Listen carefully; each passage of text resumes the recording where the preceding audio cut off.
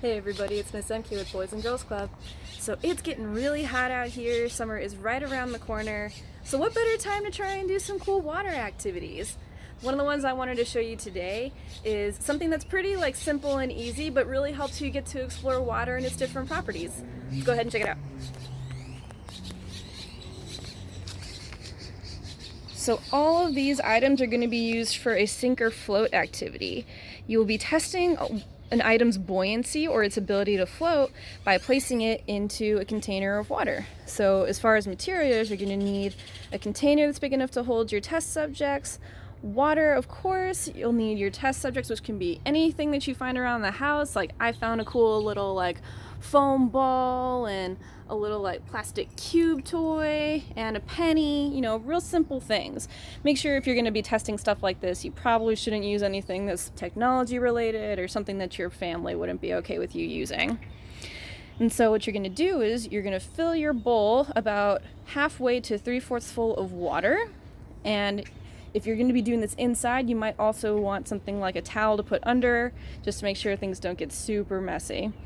Now, when we're thinking about buoyancy, like I said, we're talking about an item's ability to float or not. So you're going to have to start thinking about the properties of both the water as well as the items that you're putting into it. So for example, this little foam ball is really tightly packed foam.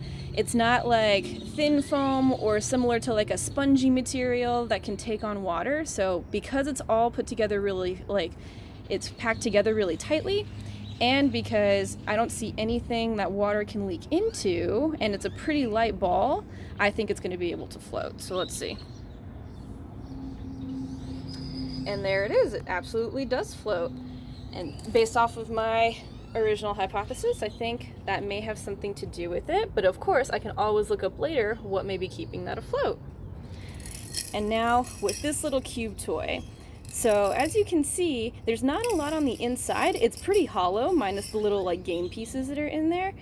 And because it's hollow, that means it has some air that's stored in this container as well.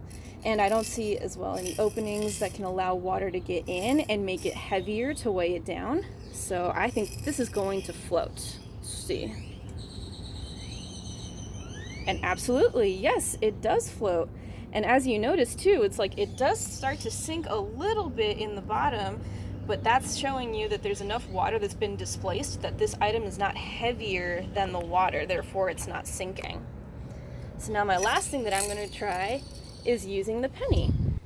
So things that are typically made out of metal can have a little bit of weight to them on their own because it's a pretty heavy material. And so when I'm thinking about that, I'm thinking as well that this item is not hollow. It's very closely packed together, and that it, because of its heavier outside material, I don't think it's going to take on water, but I think it might be heavier than the water that I'm using for this experiment. So I think it's actually going to sink. Let's check. And as you can see, straight to the bottom. So based off of all of my thoughts and ideas and hypotheses on these items, some of these things may be true or not true, but that's thankfully why we have a little bit more things like materials to research with, different books, computers, and questions to follow up on and stuff like that.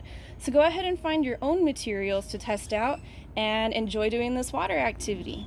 Have a good time, everyone.